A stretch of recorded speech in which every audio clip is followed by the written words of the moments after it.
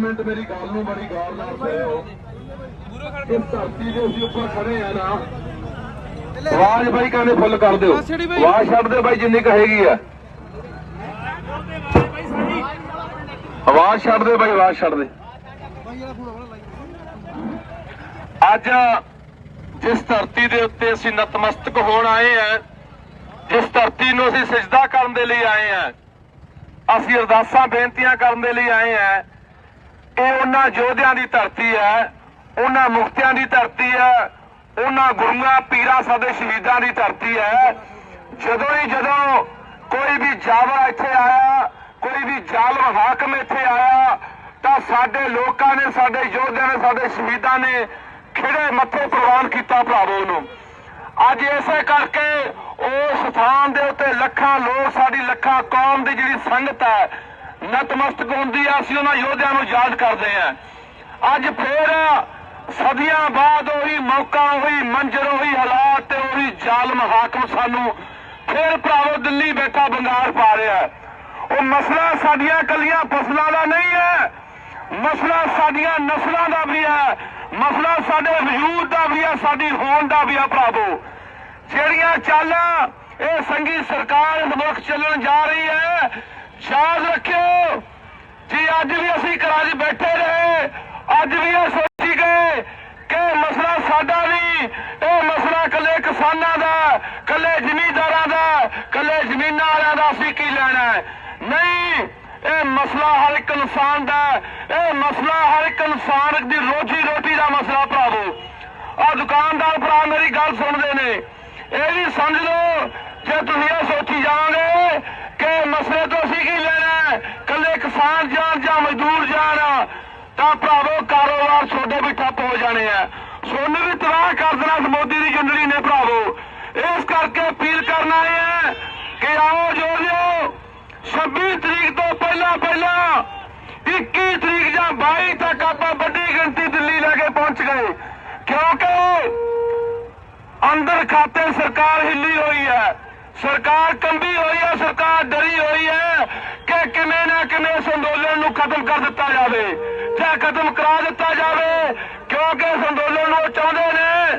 सुनता नहीं जी, इदू आवाज उच्ची नहीं है, आवाज नहीं है। सरकारों की नीत भी यही है, वो चाहते हैं कि अंदोलन को किसी न किसी रूप के हिंसक बना दिता जाए। दो गल्लां दा ख्याल रखना, पहली गल जागता, दूजी गल शांति। जिद्दी साडा अंदोलन नौजवानों को मैं खास अपील करनी चाहना है, जो साडा अंदोलन हिंसक हो गया, सरकार ने 5 मिनट लाने को खड़ेरन दे लई भरावो। सो आओ भरावो, जेदा असी गुरु गोबिंद सिंह दे वारस है, बाबा बंदा सिंह बहादुर दे वारस है, उन्हां 40 मुक्तियां दे वारस है, इस धरती दे वारस है।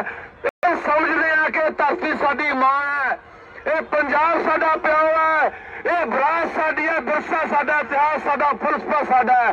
वो विचारधारा जुड़े हुए हैं, क्योंकि लड़न वाली कौमां, जूझण वाली कौमां, संघर्ष करने वाली कौमां, जुल्म दे अगे हिक्कां डाउण वाली कौमां हमेशा जिउंदियां रहिंदियां ने। ਜਿਹੜੀਆਂ ਕੌਮਾਂ ਲੜਨ ਤੋਂ ਮਰਨ ਤੋਂ ਘਬਰਾਉਂਦੀਆਂ ਨੇ, ਪਿੱਛੇ ਹਟਦੀਆਂ ਨੇ, ਕੰਨੀਆਂ ਘਬਰਾ ਜਾਂਦੀਆਂ ਨੇ, ਉਹ ਕੌਮਾਂ ਦੁਨੀਆ ਤੋਂ ਤਬਾਹ ਹੋ ਜਾਂਦੀਆਂ ਨੇ।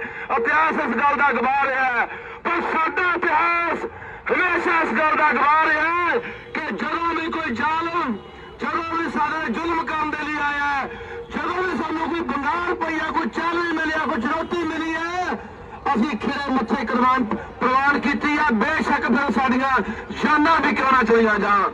ਸੋ ਭਰਾਵੋ आओ, अपील करते हैं कि जे असीं ये जंग हार गए, ये संघर्ष हार गए, कानून ना वापस होए। याद रखियो, याद रखे सरकार ने जो जुल्म साडे लोकां ने साडे पंजाब ते ढाउणा, असीं उहनूं सुपने दे विच भी नहीं कदे चितबिया होना भरावो। असीं सोच भी नहीं सकते, क्योंकि संघी सरकार दे जिहड़े इरादे ने, कदे 370 नूं खत्म करके कश्मीरियां नूं बंदी बना लिया जांदा है, कदे NRC CA लिआंदा जांदा है, कदे लोकां दे झूठा NSA UAPA ला के बंद किया जाता है। वो बहुत माड़े हालात पंजाब दे होने जी, अज ना घरां तो उठे। बहुत वधिया मौका मिलिया होया है, बहुत वधिया माहौल बनया होया है, समा मंग करदा, हालात मंग करदे ने, वधिया अगवाई थोड़ी हो रही है। ओ मेरा वीरा, 20-21 ਤਰੀਕ ਤੱਕ ਆਪਾਂ ਦਿੱਲੀ ਵੱਲ ਚਾਲੇ ਪਾ ਕੇ ਆਪਣੀਆਂ ਟੈਂਕੀਆਂ ਫੁੱਲ ਕਰਾ ਕੇ ਗੱਡੀਆਂ ਗੁੱਡੀਆਂ ਲੈ ਕੇ ਜਿਹੜਾ ਵੀ ਸਾਨੂੰ ਲੈ ਕੇ ਆ ਸਕਦੇ ਆ। ਸਾਡੇ ਜਿੰਨੇ ਕਿਸਾਨ ਭਰਾ ਨੇ, ਮਜ਼ਦੂਰ ਭਰਾ ਨੇ, ਦੁਕਾਨਾਂ ਵਾਲੇ ਨੇ, ਵਪਾਰੀ ਨੇ, ਆੜ੍ਹਤੀਏ ਨੇ, ਬੇਨਤੀ ਕਰਦੇ ਆ ਕਿ ਆਓ ਮੇਰਾ ਵੀਰ ਆਪਾਂ 21 ਤਰੀਕ ਤੱਕ ਦਿੱਲੀ ਚੱਲ ਗਏ। ਜੇ ਮੈਂ ਫੇਰ ਅਖੀਰ ਤੇ ਬੇਨਤੀ ਕਰੂੰਗਾ, ਮੇਰੀ ਆਵਾਜ਼ ਸੁਣਦੀ ਨਹੀਂ ਹੈ, ਸਪੀਕਰ ਦੀ ਆਵਾਜ਼ ਘੱਟ ਹੈ। ਆਪਾਂ ਬਸ ਹੁਣ ਬਾਈ ਠੀਕ ਹੈ, ਠੀਕ ਹੈ, ਠੀਕ ਹੈ। ਆਪਾਂ ਹੁਣ ਇੱਕ ਦੋ ਨਾਰੇ ਤੇ ਜਕਾਰਿਆਂ ਦੇ ਨਾਲ ਆਪਣੀ ਗੱਲ ਨੂੰ ਸਮਾਪਤ ਕਰ ਦਿਆਂਗੇ। ਕਿਸਾਨ ਮਜ਼ਦੂਰ ਦਾ ਏਕਾ ਜਿੰਦਾਬਾਦ। ਆਵਾਜ਼ ਦਿੱਲੀ ਜਾਣੀ ਚਾਹੀਦੀ ਹੈ, ਦਿੱਲੀ ਜਾਣੀ ਚਾਹੀਦੀ ਹੈ ਆਵਾਜ਼। ਸਾਡੀ ਆਵਾਜ਼ ਨਾਲ ਹੀ ਇਹ ਲੋਕ ਕੰਮ ਜਾਣ। ਆਵਾਜ਼ ਇੰਨੀ ਬੁਲੰਦ ਹੋਣੀ ਚਾਹੀਦੀ ਹੈ। ਕਿਸਾਨ ਮਜ਼ਦੂਰਾਂ ਦਾ ਏਕਾ ਜਿੰਦਾਬਾਦ, ਕਿਸਾਨ ਮਜ਼ਦੂਰਾਂ ਦਾ ਏਕਾ ਜਿੰਦਾਬਾਦ। ਬੋਲੇ ਸੋਨਿਹਾ, ਬੋਲੇ ਸੋਨਿਹਾ। ਹੱਥ ਦੋਨੇ ਬਾਹਾਂ ਉੱਪਰ ਖੜੀਆਂ ਕਰਕੇ ਦਿੱਲੀ ਜਾਣ ਦੀ ਹਾਮੀ ਭਰੋ। ਬਸ ਹੁਣ ਨਹੀਂ ਆਪਾਂ ਕਿਸੇ ਤੋਂ ਲਈ ਦੇ ਤੇ ਜਿੱਤ ਕੇ ਵਾਪਸ ਆਵਾਂਗੇ, ਜਿੱਤ ਕੇ ਵਾਪਸ ਆਵਾਂਗੇ। ਵਾਹਿਗੁਰੂ ਜੀ ਕਾ ਖਾਲਸਾ, ਵਾਹਿਗੁਰੂ ਜੀ ਕੀ ਫਤਿਹ।